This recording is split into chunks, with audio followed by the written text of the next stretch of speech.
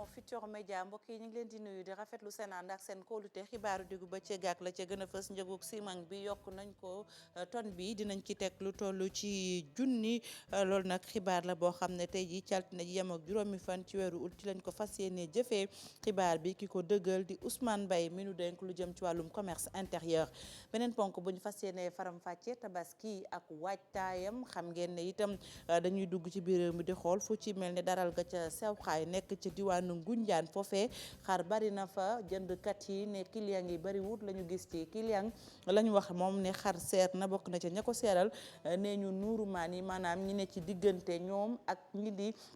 jaaykat yi dañoo gis ne rek dogal boobee des koo war a xoolaat maître Massokhna Kane moo na nekk ganu xibaar yi jiite SOS consommateur daañu wax ci ciment bi ak yokkuwaay beeg tolluwaay bi waaye itam daañu wax ci courant beeg dog-dog yi ak consommateur yi. beneen ponk mbokk yi muy jaaykat ya nekk ca marché Thiaroye ab toogaanum ñaxtu la ñu xëy amal niki démb takk seen morso yu xonk di sàkk ñu jox leen seen i ndàmpaay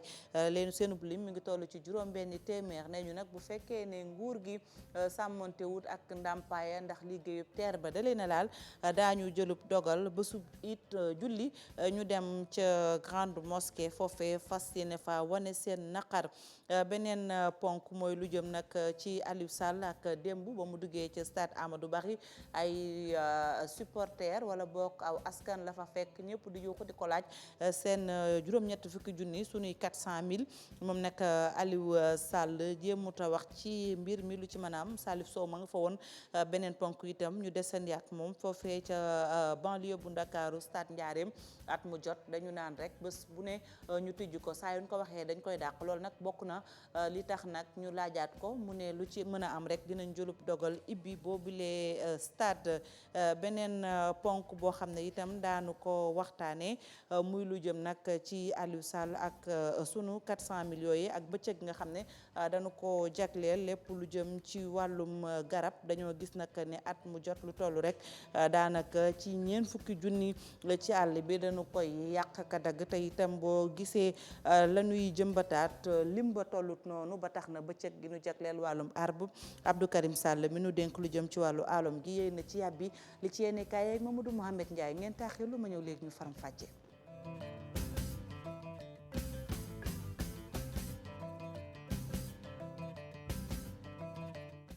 lu seen ànd ak seen kóolute ci télévision Futurs Médias xibaaru diggu bëccëg gi dañu koy doore ak lu jëm ci wàllub ciment bi mu mel ne nag tonne bi yokku na dinañ ci teg lu toll ci junni li ko dalee altine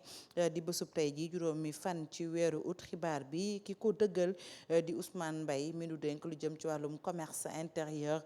mu ne nag daal mbir meek tolluwaay bi nguur gi dafa dem ba attanatu ko ndax ñetti cimenterie yi muy Sococim Dangote ak ciment du Sahel liggéey ba dafa xaw a metti moom nguur ak Sénégal mu ne daal ñetti cimenterie yooyu ñaar ña sax daanaka dañoo xaw a daanu ci at yi yu ñu génn loolu sax tax na nag daal ba fi mu ne nii dañoo bëgg a xoolaat mbir moomee lu ciy demee nag ne ciment 32,5 bi ñu doon jaayee fukki junni ak ñaar ci tonne bi dem na fi mu ne nii ba fukki junni ak ñett 42,5 itam tonne bi dem na ba fukki junni ak ñett.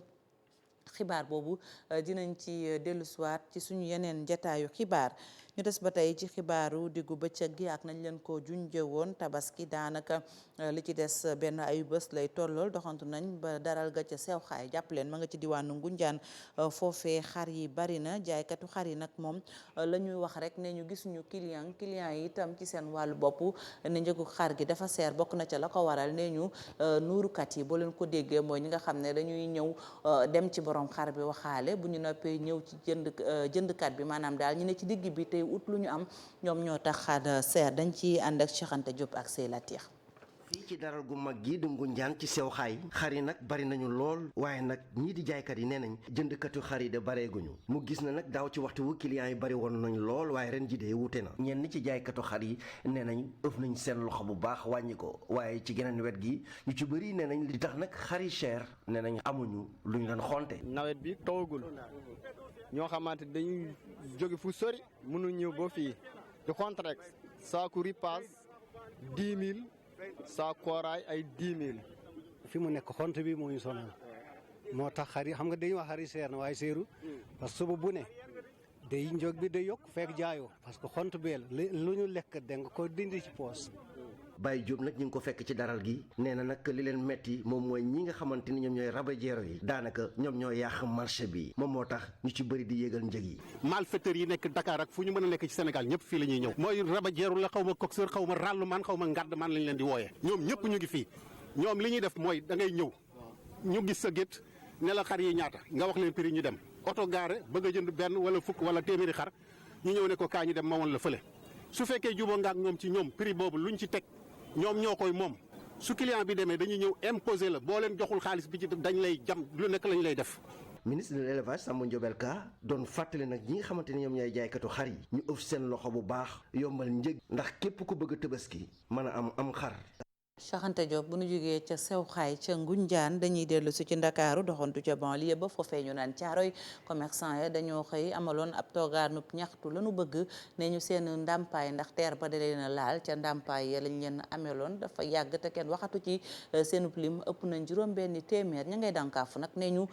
bu saafara judduwul ci mbir mi ba sub it di Tabaski dàq ñoo sax dem ba ca grande mosquée ñu taxaw fa wax fa seen yitte ci kanam mu njiitu réew bu Sénégal dañ ci ànd ak Salif Sow ak Asmalik Diop. yu nekkee marché Thiaroye ñëwaat nañu aaluwaat nañu ñoom ñi nga xamante ni train bi di saxaaru courant bi moo jaar seen bërëbu liggéeykaay ba ñu yëkkati leen dey takkaat nañu morso yu xonk ya nee ñu seenum ndàmpaay la ñuy laaj ba léegi ëpp na bañ ko tàmbalee laaj ak léegi juróom-ñeenti weer. marché bi amul buntu suñu doom yi jànguñu ku feebar da ngay am problème faju kër yi tas na loolu lu ma lay wax rek ku nekk tey am na loo mën a wax waa lu ñu wax li wax nañ ko waxati ko état bi directement la ñuy interpellé Marème kii son excellence président Macky Sall ki nga xam ne moo njaboote askan bi yëpp njaboote Sénégal suñu xaalis lillahi wa rasuli lañ koy laaj ba élection yi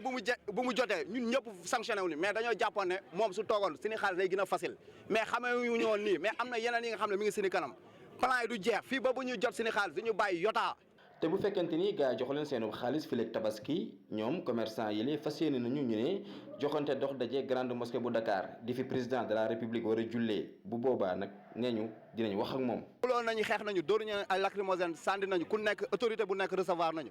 ba léegi amul benn changement dañ koy wax lu leer nag jour Tabaski rendez-vous bi grande mosquée la du fi nekk gérer njabootam ñoom ñëpp ñu dund Tabaski bu neex ñu nekk fi di galère ak suñu famille bi. du ñu lekk du ñu naan jour Tabaski grande mosquée mooy rendez-vous bi foofu ñun ak ñoom ba suñu xaalis génn ba am lu ñu Tabaskee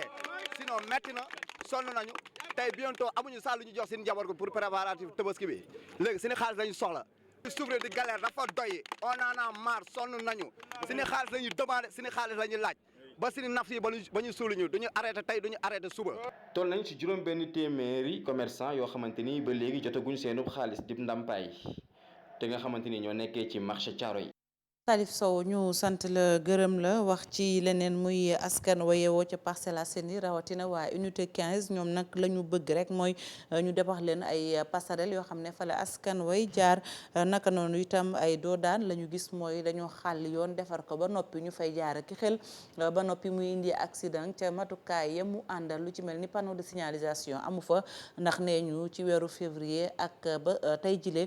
gis nañu lu toll ci fukki doomu aadama ak juróom yu ñàkk seen bakkan ci ay accident lu ni mel la ñu bëgg kilifa yi jug ci ay sëtu géey ba yu subaxu ci ay leeral. unité 15 ay passerelle yu ñu tàmbali te yàggagul lañ fi fekk comme ni ngeen ko gisee ñi fa dëkk jàpp na rek loolee dafay wàññi kaaraange gannaaw ba ñu inauguré ab tali bu bees foofee ñoom ñee di xam ne rek ne li mën a andi saafara ci li ni mel mooy ñu defar fa ay doodaan passerelle ak itamit lii di panneau de signalisation. rek ñoo fi am accident yi dañu marqué par ay mort d'homme ay nit yu ci faatu nit yooyu di ci faatu nag mënoon naa ñàkk ndaxte balaa ñu koy ubbi waroon nañoo respecter normes sécuritaires yi mooy ni def ci ay passerelles def fi tableau de signalisation def fi ay panneaux d'indication pour borom oto yi de ce fait ñi nga xam ne ñoom ñooy usagers yi di borom oto yi di ñu yor seen tànk di jéggi di utiliser géej gi sportif yi mag yi doxantu xale yi nga xam ne vacances lañu nekk di dem géej ñoom ñëpp ñoo nekk en danger nañu jël ay mesures d'urgence def fi ay doodaan limiter vitesse yi ba pare defar passerelle yi parce que defar passerelle yi mënut a xaar ñu naan budget bu jeex parce que dundu nit du xaar budget loolee jur ay décès yu bëri li ko dalee février ba léegi fii ci unité 15 ñi fa dëkk di woote rek ñii di autorité yi ci utum pexe. léegi dañ fi décompté minimum 15 morts te loolu dañu gis ni benn décès sax par accident waroon na fay ñàkk pour cause manque passerelle ak tableau d'indication. juróomi téeméer nit di ñàkk seen bakken ci accident yi at bu ne fii ci Sénégal waa Parcelles Assainies unité 15 di woote rek ngir wutum saafara ci accident yooyu la.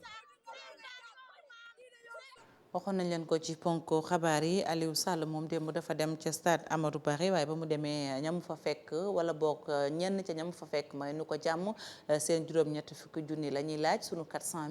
000 noonu ngeen ko xamee ak ni ko askan yooyu di waxee jamono ji moom Aliou Sall coowal pétrole ak gaz ba nu koy tudd ndax na ñenn ci askan yu mere ko di laaj mu jox leen seeni koppar waaye dafa mel ni kàddu yooyu da koo xaw a soofantal maanaam joxu ko gëdd duñ ci sori dañuy dem ca banlieue bu Ndakaaru fekki fa Salif Sow démb ba coow li di am ma ngi ko fekkoon fu ñu naan stade Amadou Barry.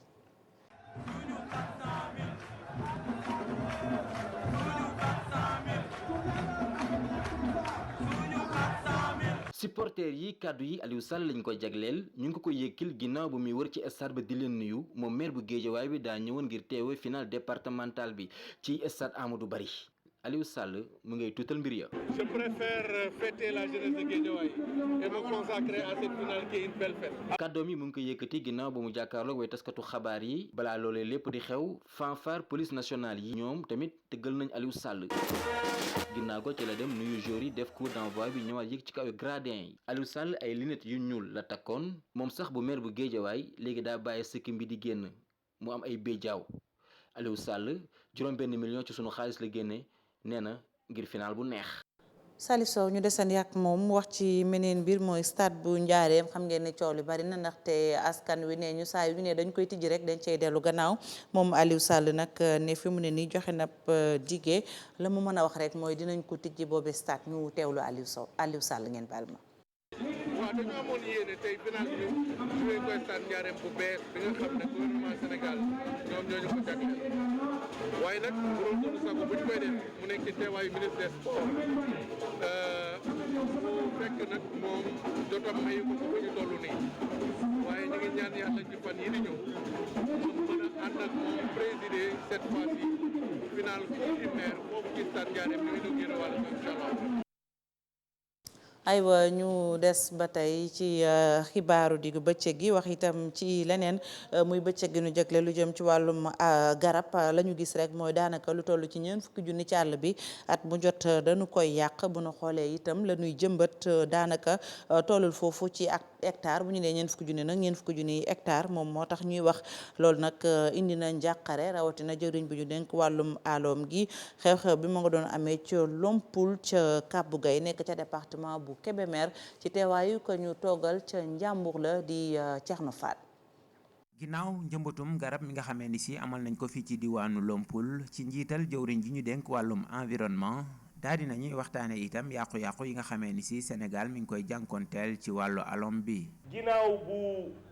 FAO xayma li nga xam ne moom mooy yàqu-yàqu yi nga xam ne mooy am ci wàllu garab mooy presque 40 000 hectares par an or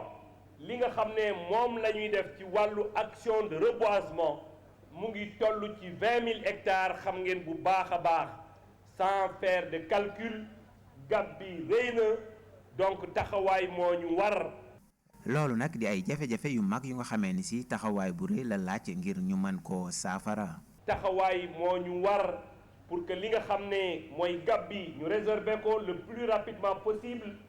mais également qu'on inverse la tendance par des actions de reboisement au quotidien mais par des actions de reboisement à travers ñi nga xam ne ñoom ñooy les jeunes ñi nga xam ne ñoom ñooy les femmes. jëwriñ ji di xam le ni loolu ngir mu mën a am faaw rek askan wi yëpp dugal ci seen loxo at mu jot ñu fexe ba jëmbat ay garab yu bari. reboisement du mbiru état rek reboisement mbiru population yépp la moo tax ku nekk ci ñun def ci war a bay waaram def dañoo war a laxasaayu pour delloo li nga xam ne moom mooy sunu réew taar bi nga xam ne amoon na ko démb ak barki démb. fanweer ak juróom-benneelu bëccëg bi ñu jagleel garab amal nañ ko fii ci Lompoul nekk ci commune bu Kàbb Gay ci njiital jëwriñ ji ñu dénk wàllum environnement. ren nag garab gi nga xamee ni moom la ñu tànn jagleel ko bis bi moo di garabu béer. beer lañu tàmm woon ngir jagleel ko bés boobilee ca diwaanu Sigicoor itam Thierno Fall màggal nañ ko fa foofee itam wax nañu jafe-jafe yi nga xam ne àll bi mi ngi koy am bokk na ca la ko waral foofee ca Sigicoor ñiy lakk jën waaye itam ñi ñëw ca àll ba di sàcc garab yi di ko yóbbu di ci defar ay meuble ak lu ni mel loolu nag tax na sax ñu ne dañoo soxla fi mu ne ni daal garab yu bari lañ ci soxla jëmbat ci lim sax daanaka jege na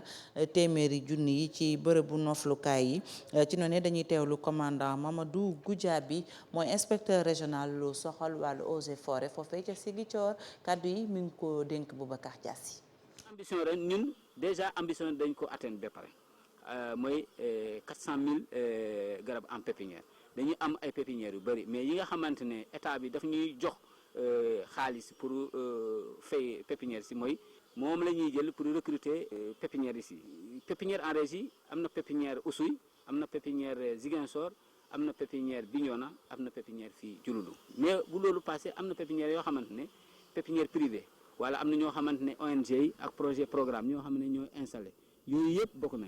léeg-léeg sax ñun mun nañu desal parce que dañuy jox ñi nga xamante ne xam nañu leen mais am na ñoo xamante ne fii nit ñi xam nañu parce que depuis que forêt installé fii ay jëmbat garab dara kese ak yeneen yett garab nit ñi dañuy jóg di ko defar parce que gis nañu njëriñ bi donc ambition bi bu fekkee ne jël nañu ko recensement exhaustif maanaam recensement boo xamante ne bu benn par benn dinañ dépasser même les 400 000 c'est des millions de plants yoo xamante ne jëmbati ñu ko fi. waxoon nañ leen ko ci boppu xabaar yi gan gi ñuy dalal di maître Massokhna Kane maître ñu ngi lay nuyu. maa ngi leen di fay di leen sant ci invitation bi. mu nga maître yow yaa jiite SOS consommateur ñu tàmbalee ponk bu njëkk bi ci ciment bi gis nañ ne dogal bi wàcc na tonne bi yokk nañ ci junni xibaar la boo xam ne ñi ko dëggal mooy waa commerce intérieur li ko dalee nag tey ci altine ji yem ak juróomi fan ci weeru août loolu d'abord nan nga gisee boobu dogal. waaw su ma déggul woon ci rajo bi directeur du commerce intérieur du ma gëm ne yokk bi am na. parce que ñiy defar ciment yàgg nañu jéem a yokk depuis daaw état bi di ci opposé wu. waaw ndax amoon na ay blocage ci 2018. dafa mel ni nag fi mu nekk état bi. ñii dañ ko ëpp doole en tout cas moom séddee na ci li nga xam ne moom la gars yi doon bëgg a yokk. te bëgg a yokk boobu ñoom dañ doon justifier ni njëgu papier bi dafa yokku njëgu clinker bi dafa yokku. njëgu surestar yi frais de surestar yi maanaam bateau yi li ñuy yàgg port frais yooyu dafa yokk ñu ne ñoom it dañu bëgg a yokk alors bi ñu ko defee état bi bañ maintenant dafa am lu ñuy wax contribution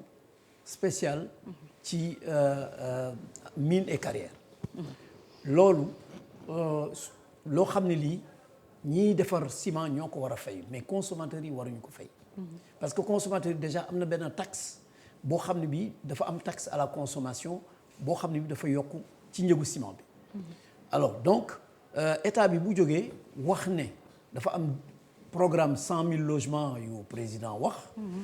que dañu bëgg a def benn contribution pour loolu contribution yooyu ñi nga xam ñooy defar ciment ñoo ko war a fay mais askan wi waruñu ko fay consommateurs yi waruñu ko fay ñoom nag li ñu def nii dafa mel dañ ko répercuter ci consommateurs yi te amuñ droit répercuter ko ci loolu il faut mu leer donc il faut ñu xam ne d'abord cimentiers yi ñoom seen biir dañu am déggoo loolu la ñuy wax entente illicite parce que concurrence amul respecté wuñu règle concurrence bu ñu doon respecté concurrence bu état bi fixé par exemple 100 francs ni moom mooy prix plafond bi di nga gis ñu war a mën a jaayee 95 wala 80 francs mu am concurrence mais loolu amul ci seen biir ñoom dañu déggoo seen biir te déggoo boobu yoon daf koy tere donc loolu am na moo tax ñoom ñooy yokkandoo chaque fois bu yokk amee d'accord donc loolu dañ koy naxalu di wax askan wi waruñu nangu ñu fay loolu foofu laay waxee sax askan wi naka lañ ko war a bañee ndax askan wi am nañ pexe ndax bu ñu ñëwee di ko jënd ni nga ko waxee ndax naka la askan wi war a taxawee bañ ko ndax ñu bëri ne nañ tamit quand même junni dafa xaw a bari non junni bi bari na ëpp na parce que boo xoolee ciment mën nañ ni produit social la parce que muy ciment muy fer muy kii état boo xam ne bii da nga ni da nga def bëgg a def politique habitat social. da nga war a wàññi njëg yooyu boo ko exonéré wul sax da nga koy wàññi. effectivement mais donc yokk bi te ñoom du ñu publier jamais structure des prix ñun yàgg nañ leen ko laaj. parce que mënuñu wax ni dañuy liggéey à perte loolu gëmuñu ko mënul nekk. loolu lañ wax mënul nekk nañu publier structure des prix buñ ko publier dinañ xam seen prix de revient. ak li nga xam mooy seen marge bénéficiaire parce que li wóor mooy am nañ marge bénéficiaire d'ailleurs ñoom ñu ngi daan fabriquer 42,5. ciment 42,5. am nañu ko ci doon def comme Dangote. xam ni qualité supérieure la woon. nit ñi di préférer jënd loolu. mais finalement ñoom bàyyi nañ yooyu yëpp dellu ci 32,5 bi. donc yooyu yëpp ay éléments la yoo xam ni. dafay tax ñoom ñu seen koom-koom gën a yokk. te itam dañuy bëgg di jéem a jaay à l'extérieur di exporter. parce que liñ koy jaayee Sénégal ak liñ koy jaayee Mali wala feneen du benn donc ñoom loolu la ñu gën a mën a fay daal. naka la askan wi war a taxawee ba bañ. alors askan wi ñu mën a taxawee mooy ñu mobiliser. bu ñu mobiliser bañ parce que loolu la yeneen askan yu yeneen réew yi di def. mais sénégalais moo mënul loolu. sénégalais boo ko woowoon fi mu nekk marche wala ñu def sitting wala yooyu pour contester dara doo gis kenn. doo gis picc alors loolu nag mënul sotti bu ko defee ñoom dañuy xult rek te état bi xam nañ ni xultu boobu du yàgg. dañuy xult 2 jours 3 jours. benn événement ñëw tabaski wala korité wala leneen wala benn match football am. ñu génn ci. dëgg la donc état bi xam na ko loolu lay def. bu ñu jógee itam ci ciment bi maître am na beneen mbir bu fi xew xam nga jamono ji itam dafa mel ne dog-dogi courant yi dañoo tàmbaliwaat consommateurs yi ñu ngi koy kaas de. waaw ñu ngi koy kaas te loolu ñun dañu gëm ni préparation psychologique la dañuy préparer askan wi.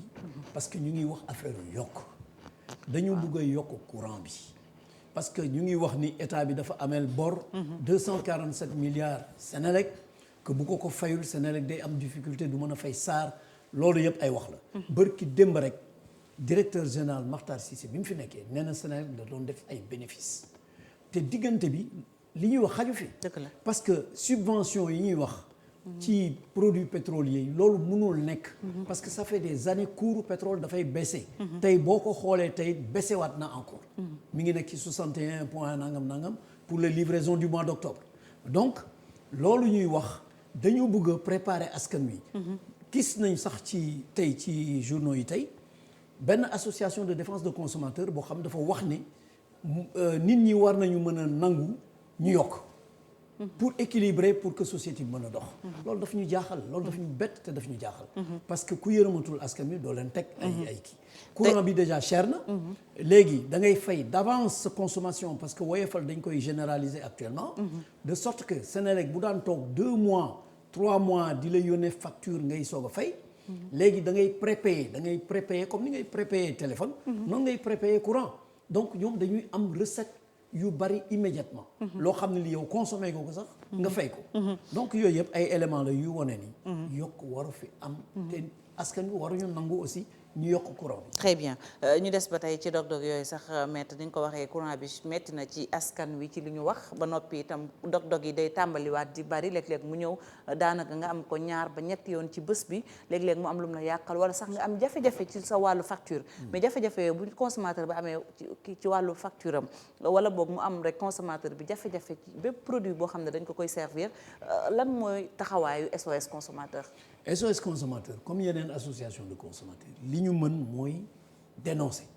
maanaam dem documenter wu ba xam ne lii jaadu na wala lii jaaduwul. ñu dénoncer. ku ñëw aussi adhérer ci association yi boo amee benn réclamation moo xam fu munti doon dañ koy jël instruire ko. bu jaree sax dem tribunal ñu dem tribunal défendre la aux frais de l'association. mais koo xam ni kii dafa nekk fële di xóolte rek. kooku ñun mënuñu ko défendre. loolu duñ ko def. kon pour askan bi ñu défendre ko nan la war a def. non dañuy adhérer ci association de consommateurs yi. il faut ñu adhérer ci association bu ñu adhérer dañuy remplir fiche d'adhésion ñun du ñu sax fayeeku. ñeneen ñi je sais pas lu ñu def mais xam naa bu ñu fayeeku lu ñàkk solo lay doon. parce que association yi amuñu ay subventions yu jóge ci état yi. comme ni mu amee ci yeneen réew yi. ñoom ñooy débrouiller di def ngir yàlla. c'est du bénévolat. pur et dur. mais bu fekkee bénévolat boobu.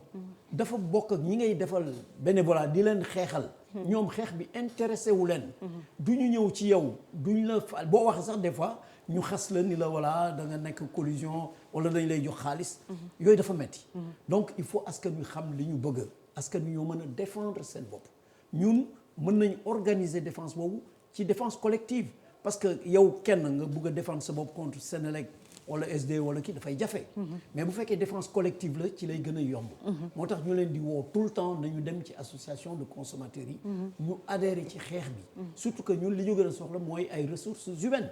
am na ci ñu am ay compétences ci secteur santé électricité et cetera et cetera. nit ñooñu la ñu soxla ñu ñëw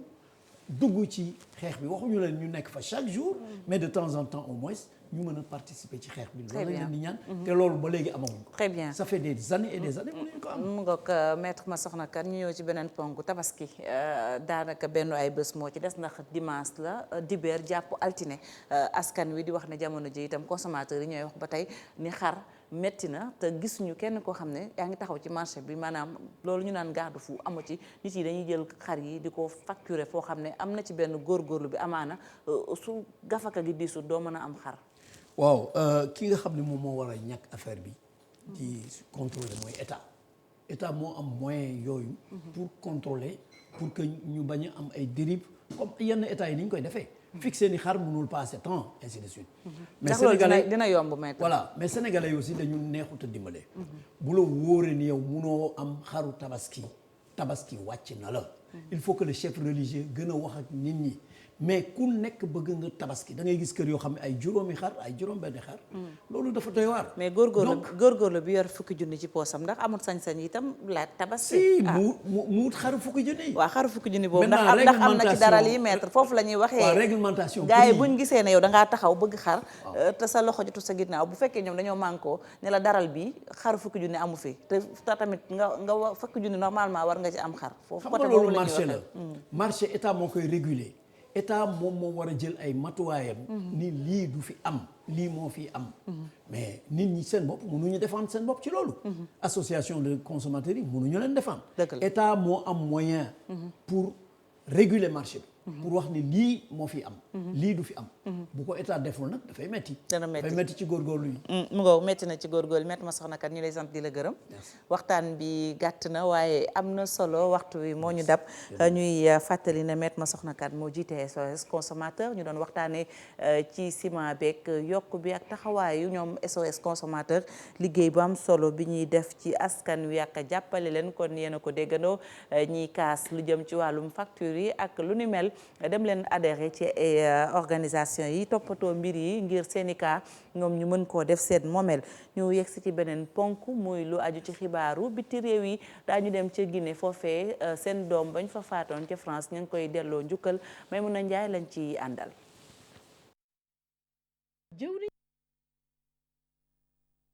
jëwriñ bi ñu dénk wérgu yaram bi ci réewu Égypte moo joxe xibaar bi.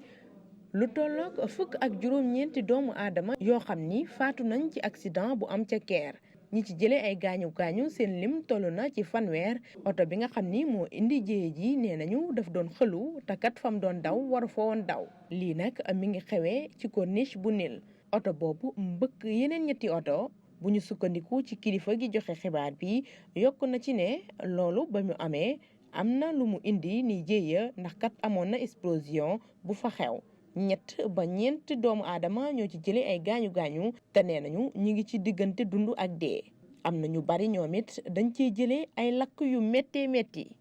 gannaaw lakk ga fa amoon niki alxames gi ñu génn ca Algérie njiit ya ñi ngi def seen kéem kattan ngir fay lakk yi nga xam ni ña ngay law ci yenn dëkk yi tey jii ci suba ay hélicoptère yu ñu duppee Bombardier d'eau yooyu la ñu jël ngir fay lakk yi nga xam ni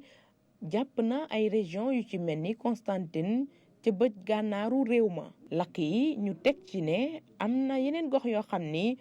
jural na leen fa ay gàllankoor lu ci mel ni Kabylie ak Blida nee nañu indi na fa jafe-jafe yu tar ñu fàttali ni lakk gi ba mu amee ca saa si nee nañu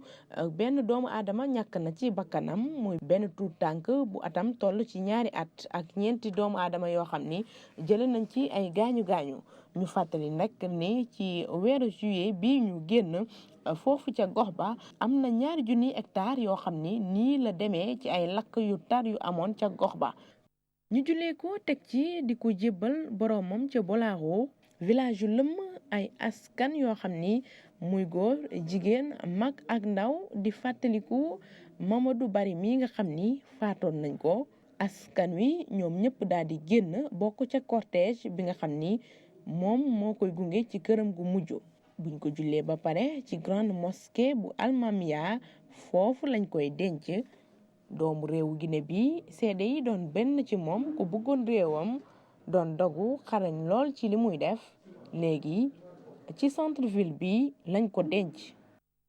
aywa yegsi nañ Maymuna ci ponk bu mujj li ci yéene kaay yi ak Mamadou Mouhamed Ndiaye. jërë ngeen jëf Fatou Kiné Fall nit gënu ko nekk ci jaaxle ubbi l'Observateur benn tubaab bu mu doon sëyal moo rey ñaari doom ya ñu amoon kenn ki juróom-benn yaat la amoon ka ca des juróom-ñaar Fatou Kiné Fall ci ni ko l'Observateur waxee Tambacounda la cosaano dem France benn tubaab takk ko fa ñu doon sëy ba tas ñu divorcé am nañu ñaari doom justice ne leen nañu séddoo gàddu xale yi bu yaay ji tëye ab diir na jox papa ji mu tëye ab diir noonee lañ ko doon doxalee ba keroog papa ji jël xale yi war leen a delloo si heure bi jot Fatou Kiné Fall gisul xale yi mu woote téléphone jotul kenn ci la woowee waa police di wër xale yi ak waa ji ba fekk leen fenn ba ñu koy gis ñoo ngi ko fekk moom waa ji rey na ñaari xale yi ba doon jéem a xaru ci la ñu ko jëlee yóbbu ko l'hôpital sauvé ko Fatou Kiné Fall mi jur xale yi l'Observateur nañu ba mu yëgee na jëkkëram jawoon rey na seen ñaari doom yi dafa jaxasoo ba essence la mujjee kii xamul fan lay mujjee mook ñaari doomam mi ngi nii ci Les Échos Mariam Ndiaye ak Ndeye Ndiaye ñaari xale yu jigéen lañu ñoo ngi judd atum 2016 ay siamois lañu maanaam yàlla dafa def bi ñuy judd dañoo taqaloo Ibrahima Ndiaye mii seen baay wax nañ ko ne buñ leen opéré wul séparé leen ñoom ñaar ñëpp duñu gudd fan te buñ leen di séparé faaw kenn ki dafay faatu léegi nag li mu xamul Les Échos nee nañu mooy nan la war a def loolee lu ko jaaxal la journal La Tribune am nag jaaxle gu rëy ci tali bii di VDN 3 route de la mort la ko yéenekaay bi xëy tuddee ndax bind na ne fukki doomi aadama ak ñaar faatu nañu ci l'accident ci diirub juróom-benni weer ña fa jaare fa nekk dans le coma yéenekaay bi nee nañu kenn xamul nu ñu toll li fa ay doo daanaki pont yu ñu mën a jéggi amul bokk na ci li koy waral ku bukki war foo jaar xaj baw la loolee moo dal Aliou Sall Les Échos nañu coowal pétrole li ñu koy tudd tegati na ko gàcce keroog ci stade Amadou Barry bu Guédiawaye ne final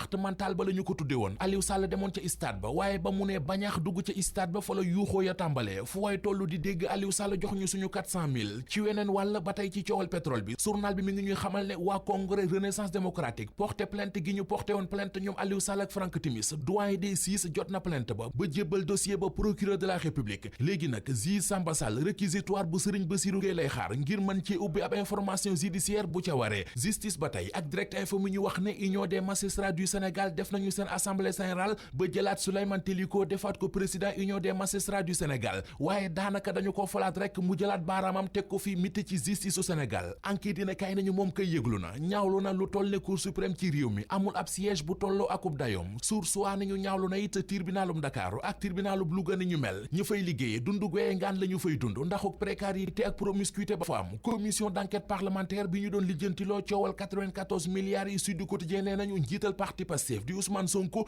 ni mu gisee commission d'enquête parlementaire bi noonee la ko maître Assane Dioma Ndiaye gisee maître Assane Dioma nee na Ousmane Sonko moo yey bañ a wuy ji ci convocation bi ndax du commission bi moo war a àtte ku détourné ak ku détourné wul Mamadou Diop Decroix xëy na ci Le Quotidien di sànni ay xeeru réy ñi bañ a wuy ji ci dialogue bu président Macky Sall woote nee na ñooñee yamalee toog ak Macky Sall ak ku leen rey bu dee dañoo ragal Macky Sall wala ñu xof ko seen affaire la Abdoulaye Wade mi ngi dajalewaat opposition bi la Sénégal moo ko bind ci xëtamu njëkk gise yu bari yi muy giseeg ñi fara ci këccëg politique gi ci fan résidence journal bi nee nañu doy na ci ab tàkk ndax keroog ci àjjuma ji gisee na ak Mamadou Lamine Diallo lu ko jiitu gisee na fi ak Ousmane Sonko gisee na fi ak Adama Gaye te gisee yooyu yëpp ma nga amee ca këram nga ca fan résidence këru courant gii di Sénélec mi ngi ci ay jafe-jafe journal Source A moo ñu ko wax nee nañu bi ñu ko fi njëkkee wax directeur général bu Sénélec dafa génnoon weddi ko waaye lu dul dëgg du yàgg ndax la am ca Sénélec weer wii ñu génn atum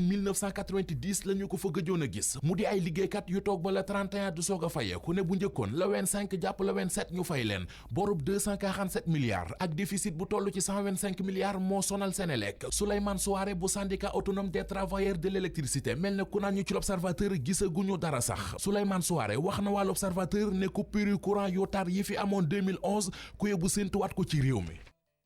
Mohamed Ndiaye ñu sant la gërëm la sant leen yéen tamit ci safo bi ak kóolute bi ngoon ci yeneen jataayu xibaar di ngeen ci ànd ak Chérif Diop ak Fatou Kiné Deme desandi leen ak programme yi télévision Futurs Médias jaa ngeen jëf ci seen safo jaa ngeen jëf ci seen cofeel duñu tay di ko wax ñu yendu jàmm